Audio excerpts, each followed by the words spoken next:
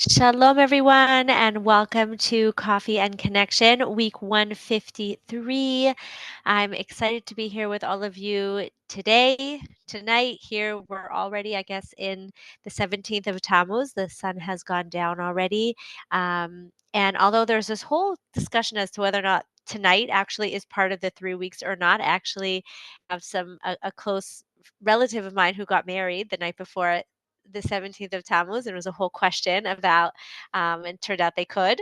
So I'm not, there's a whole question of which restrictions apply tonight and which don't.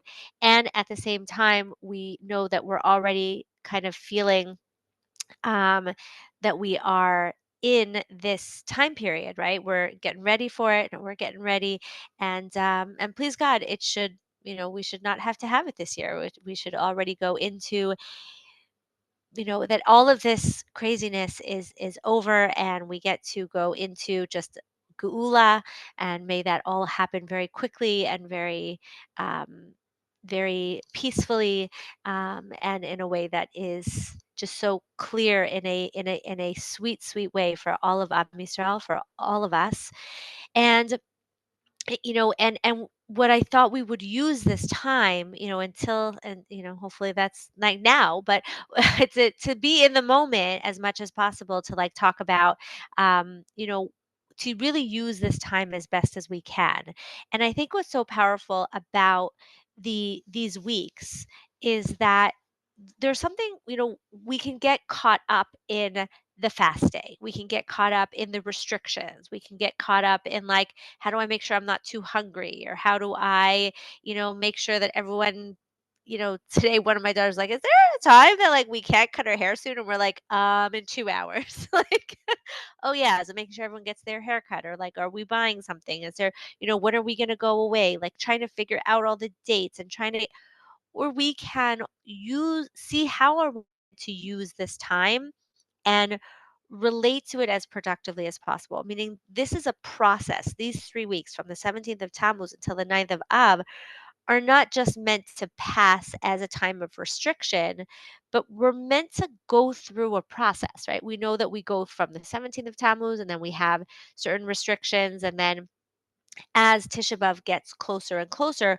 we have more and more restrictions. Now, based on whether you're Sephardi or Ashkenazi, and even, Taimani, like there's all different customs. I'll just speak as an Ashkenazi, like, then it gets to the ninth, Rosh Chodesh Av, and then we have the 9 days set in, and then it's the week of, and then there are certain, then it's Erev Tisha B'Av, and then it's Tisha B'Av itself, and then we start to get out of that process already from the midday. We like sit on chairs again, and there's a custom to clean your house, and then there's certain things we can do at night. We can eat, we can put on shoes, I believe, but we still can't do laundry, and we still can't eat meat, and we still can't drink wine, and we still don't, I think, even listen to music, right, until the next day. And certain days we can certain things we might be able to do from the morning, certain things we have to wait till midday. Like, it's a process. It's very interesting. We can see so clearly this process that we go in and out of, right? And we don't go into it right away,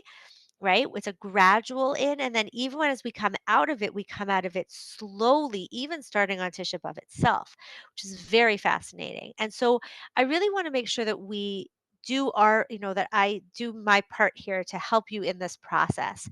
And part of what I think is so powerful is to look at, like, what is it that we're meant to be looking at? What is it that we're meant to be thinking about? What is it that we're meant to be processing? So we've talked about, like, the concept of how to break down walls that are between us, how to, build the proper walls and break down the walls that are build the walls of boundaries around us and break down the walls that are in between us. You can find that in a previous Coffee and Connection, probably from a year ago or 2 years ago.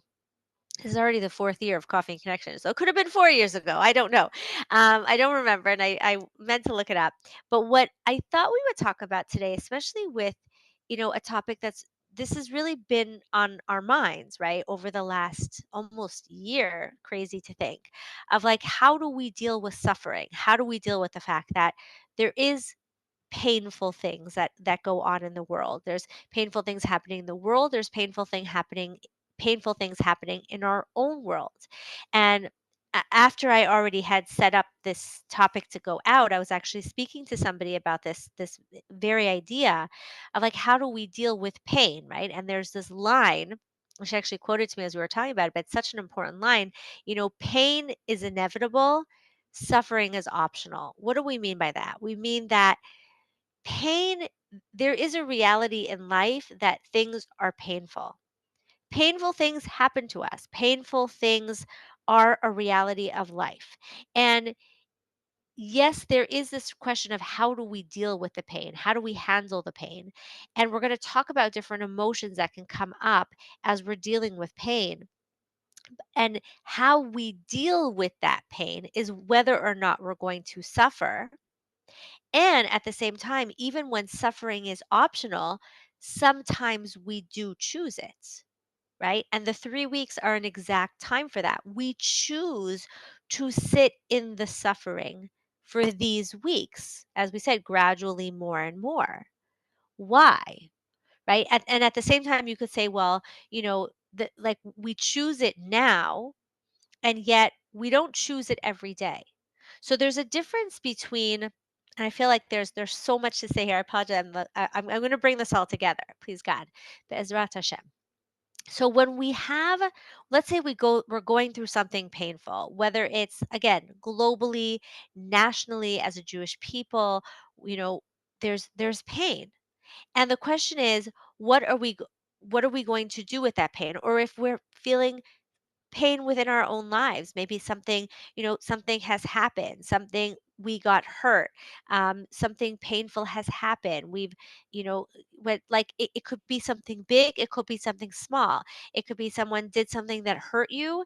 It could be that something happened in your life outside of your control that is a very painful event. Painful things are going to happen. And the question is, how do we react to them? Now, on a different week, I want to talk about, sometimes we can react to it by thinking like by getting all positive about it. Or we can react to it by saying it's really, oh, it's just in my mind. It's the meaning I give to it. That's when we're talking about how much we're going to suffer from it, how much where we're going to go with it, what we're going to do with it, that we will talk about today. That's different than denying the fact that the painful events did happen. And so when we think about something being painful, and maybe there's a part of our brain that says, I feel upset, I feel angry, I feel overwhelmed, I feel sad. And then we may start to feel guilty for feeling that way. Like we shouldn't feel sad, or we shouldn't be angry, or we shouldn't be upset. We shouldn't be overwhelmed by it. We should just think positively, or we should just, we should push it away. The reality is that this painful act, this painful event has happened. And unless we acknowledge it, we can't actually deal with it. We're not being real with it. We're not going to be able to process it. We're not going to be able to, as we're going to talk about here, learn from it, right? So let's talk about it like from what we're like in the 3 weeks, and then let's bring it to just more practical things in our lives and in our everyday lives. So when we take tomorrow to fast, or if you're not fasting, to commemorate the 17th of Tammuz and all the things that happened on that day, the breaching of the walls of around Jerusalem in the Second Temple period, and the sin of the calf and the golden calf, and all the things that happened on that day, over the course of history. Those are sad things that happen. They're devastating things. They're tragedies. And they existed. They happened. And if we just say, okay, but it happened, but it's in the past, then we're not going to actually be able to take something from it. We're not going to be able to learn from it. We're not going to be able to grow from it. Now, if we would say, oh my gosh, I can't believe that happened, and we get like totally caught up in it, and we think about it constantly every single day, and we feel so sad, and we're in such a state of suffering that that's all we can think about it, we're also not going to learn from it, right? We can't move past it. We're in the suffering of it continuously. If we say we're such bad people and we're so horrible and maybe God forbid God doesn't love us and we're now discarded and we don't matter and we'll never this world is so broken and we get so caught up in those negative thoughts, we're also not going to be able to move forward because we're sitting in the suffering. What we do on this day is we acknowledge something has happened. It's sad. It's horrible. We're meant to feel sad. We're meant to feel a loss. We choose to spend the day in suffering and a certain level of suffering for the next 3 weeks as well. Because why? We choose to suffer because we're acknowledging that there's something that we can learn from it. There's something that we're supposed to get out of this. Like we're supposed to acknowledge, wow, we're missing something. We're in exile. We can go about our lives and like forget the fact that we're in exile sometimes. We can go through life and not even realize how much we're missing, that we don't have the Beis Hamikdash. We can forget how far we are from God because we get so used to the relationship we have with Him now. And we take 3 weeks every year to be like, wait, we're missing something. There's these whole sections of the Torah that we can't keep. There's this whole missing aspect of our relationship with God. The fact that I sometimes feel so far from Him, and sometimes I'm like, is He listening to me? Is He here? Do I have a relationship with Him? Yeah, the reason I can doubt that is because I'm missing the visual the visual experience of my relationship with Him because we don't have the Beis Hamikdash. We don't feel so connected as a nation because we don't have the ability to all come together to Jerusalem in the same way that we can when there's a Beis Hamikdash. We don't have that clarity of and that like the beauty of all being together as a nation in the Beis Hamikdash. We're missing something. We're missing that connection. And in seeing that, in feeling that, in sitting in it, in taking time to say, wait, we're missing something, and feeling it and moving forward, like in feeling that pain, we have this opportunity to say, okay, so what can I do about it? What can I do about it? How do I grow from it? What do I learn about? What can I learn from this? What caused it? What am I missing? What can I work on within myself? How can I connect to it? If you're like, well, I don't even connect to this, I don't even connect to the concept of the Beis Hamikdash.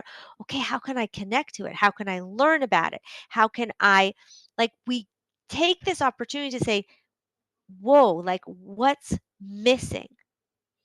And that's how we can use this as an opportunity to grow closer to Hashem, grow closer to the ideal, see how we can get there. But we can only do that by acknowledging like there is something I'm missing, by feeling some sense of sadness. I remember as a child feeling very like, am I supposed to be sad today? Like I'm just hungry. Like I don't even I can't I couldn't connect to the like what fast days were meant to be because I wasn't connected to the concept. Like what is it, like why do I want the Beis Hamikdash? What does it matter that we're not all in Israel? What does it matter that we're not all going to Yerushalayim? What does it matter that we don't have these things? Like what does it matter that we're like all over the world? Like it didn't mean anything. And when and if it's not meaning anything to us, then yeah, then we're just hungry, right? Like that's it. Oh, I can't go I can't get a haircut. I can't go shopping. I can't go to the beach. Like it's just another day I'm hungry. Like it's just it's just route, right? And if it's just route, it's not a growth opportunity. It's not a journey, right?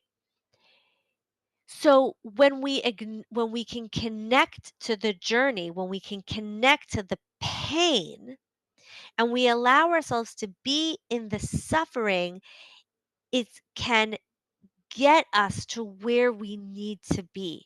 It can help us connect to what we want to be feeling and to get to where we want to be going, right? So the same is true with any any pain, any struggle that comes up in our life. We may feel let's just say like you have something in your relationship. Let's make it just relationship oriented, but like this applies with everything, right? You have a fight with your husband. There's something you're upset with him about. He's upset with you. Something painful happens. We can easily get stuck in the suffering, right? I'm so angry. I feel so sad. We start making this like I made a mistake or he's never going to love me or it's never going to work. We start to like feel we can feel very like despondent. We can feel very like overwhelmed by all these negative feelings to the point where it's just it overwhelms us. It takes over. It becomes the way that we see, our husbands, our relationships, ourselves. I can't believe I made that mistake. I can't believe I said that. I can't believe he said that. I can't believe we don't agree about this. I can't believe we had that fight again. And we just can get so stuck in it that like we either are totally blaming ourselves or blaming our husbands, feeling so sad that like it just becomes this thing that we're sad about. We're just hurt.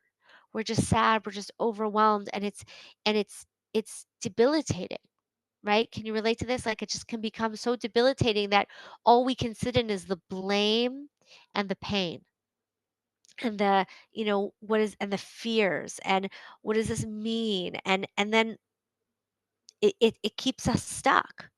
If we just sit in the suffering and we don't move from it, right? Then we can get stuck in the pain. There's also, the other extreme where we can just be like, "Oh, well, oh, whatever. Oh, who cares?" Right? And I was just talking about this with my mastery clients that when we get to a place where we don't even care that we're hurt, we don't even care that there was pain, then we're totally in indifference, and that's not a very healthy place to be in either, right? Like, oh, who cares that he spoke to me? Oh, it doesn't matter. Like, okay, so, we had that fight or he said that thing or so who cares that I upset him and how I said that? Like then we're just totally not engaged in the relationship either.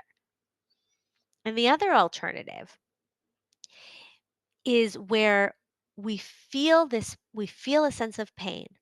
We feel a sense of anger, even hurt, frustration, resentment, overwhelm. We feel it and we notice it. Say, wow, this upset me. This is hurtful. This is painful. I'm I'm upset. Like we feel it. And we allow ourselves to feel that. Like this, I don't like this. I don't want to feel this way. I don't want to be spoken to this way or I don't want to speak that way. And we notice it. We acknowledge like this is a real feeling of pain. And then from there we can ask that same question of okay, and what am I going to do with this? What can I learn from this? What do I see from this? What can I understand from this? Sometimes we don't see it on our own and we may need to speak with somebody. We may need to work it out. And then we just want to be careful who we're working it out with and how we're dealing with it because I keep going in and out. Oh my gosh, I'm so sorry to hear that. Thank you for telling me. I hope that you all heard me. Um, we want to make sure, I'm just going to close some stuff on my computer because maybe that will help. We want to make sure that as we are I don't see anyone else so I can't tell if I'm if I'm cutting in and out. We want to make sure um you hear me fine. Okay, I'm so glad to hear. Okay, so maybe it's other people's I don't know, whatever it is. Okay, thank you. Thank you, thank you. So we want to make sure that we feel it so that then we can get so I was saying who we speak to because sometimes we go to people with our problems. We go to people to share the pain and they start to hear that the pain they do what our own are doing, which are making the pain the totality of the situation. And the pain is usually a, it's a piece. It's something that needs to be dealt with, that gets to be dealt with so that you can then, you know, allow the relationship to continue. You can move forward by looking at the issue. Then you can see, what do I learn from this? What can I gain from this? Where can I take this? Right? A it's a it's becomes um really the feeling, the pain, not that we want pain, but when we feel the pain, it becomes an opportunity to see what's missing, what can I work on, what can I what can I learn about myself or about the other person, what skills do I see would be helpful here. Like it's We can look at it as an opportunity for moving forward. Because the reality is that there's going to be painful things that happen when you're, especially in an intimate relationship with someone. We're going to hurt each other. It's like inevitable. It's not like, oh, ideally everything is raindrop, like rainbows and sunshine and flowers. And oh my gosh, now you hurt me. How could that happen? It's when the two of you are, when you're with someone in an intimate relationship, and you're so much is if your lives are connected and it's so vulnerable and you're working to build a home together, things are going to happen because you're different, you have different ways of thinking, you have different ways of doing things, you have different expectations, you each have your shortcomings, you each have your weaknesses, you each have the things that are you have different values, you have, it's all true. It's going to create strife. It's going to create pain sometimes. And we can either see that pain as like a, oh my gosh, and get stuck in because we like can't believe it, and we then turn it into constant suffering, or we can say, okay, this is a reality of our relationship. How are we going to deal with it? The same thing we do about the fact that we don't have a Beit Hamikdash right now. Really, we could be sitting, and there's a whole fascinating discussion in the Gemara of like, maybe we should be like never eating meat, never drinking wine, never having music, never having, happy things, never. Why? Because we should be sitting in a constant state of mourning. And you could say, maybe we should. But then how will we keep moving forward? How will we get anywhere? How will we be a light to the nations? How will we build ourselves up? How will we teach and raise the next generation? We can't be stuck in it all the time. At the same time, if we never think about it, we'll forget our destiny, we'll forget our desire, we'll forget the ideal, we'll forget like what we're moving towards. And so the rabbis designated for us certain times to feel it, certain times, even people that do it on a daily basis, like Tikkun Chatzot, it's like there's a certain time of the day for it. And there's a certain days of the year, the different fast days, and then the 3 weeks where we think about it and we feel it and we restrict ourselves. Why? So that we connect back to that reality of the pain. But we can't, if that becomes the totality. Imagine if that was the totality of our relationship with Hashem, the totality of what it meant to be a Jew. Like that was not is not sustainable, would not take us to, right, allow us to live out what we're here in this world to do. And it's the same in our relationships and in our lives. Yes, there are painful things and we need to deal with them. We can't just ignore them. We can't push them away. We have to deal with them. We have to acknowledge the pain that we feel, because by acknowledging it, we actually get to realize what's not working, what the pain is, what's where we can work on things, what we need to learn, what we want to deal with, what we get to deal with, so and where, what's taking us off track, so that then we can get back on track, so that then we can create the connection that we want to feel, right? So the idea is to notice. I have to sneeze. Sorry. Okay. The idea is something's still tickling me, so it may happen again. But here, as we go into this time period, I invite us to see as like, what can I learn as I'm in the pain of, of this national feeling, right? The national pain that we feel. And even on a more recent level, right? If we just ignore and we say, oh, you know, we don't need to be in pain right now. It's all how we're thinking about the war. It's all how about we're relating to it. If we're not thinking about it, if we're not like engaged in it in some way, then we're just ignoring the reality that we have, that there are soldiers on the front lines, that there are people who are not able to live in their homes or feel safe in their homes, that there are hostages who are in enemy, who are have been kidnapped and are being held by our enemies. Like we can't just ignore that. At the same time, we can't get stuck in it, right? We spend a lot of time on that. We've I spent time there. When we get stuck in it, then we can't move forward, and that will stop us from doing what we need to do, what we can each do to help rectify the situation. And yes, that includes davening, it includes learning, it includes working on ourselves, it includes taking whatever steps we can to be the people that we need to be, that we can each take on to do what we can for the situation. And so the answer is never denying, and the answer is also not getting stuck. The answer is saying, okay, let me feel the pain, let me acknowledge the pain, the anger, the frustration, the overwhelm, whatever I'm feeling, because that's what's going to give me the insight to know how, like, what I can do and what I need to do to move forward. So I bless us all that we have that clarity, that we have the strength to be able to do that, that we really can learn and grow as a nation and as individuals throughout this time. And Bezrat Hashem, everyone should have a easy and meaningful fast, an easy and meaningful, next few weeks. And we'll continue this conversation with other emotions and ways that may not be as helpful on our next week, Bezrat Hashem. Until then, may we all be blessed to live, love, and be loved with all our hearts. Goodbye for now.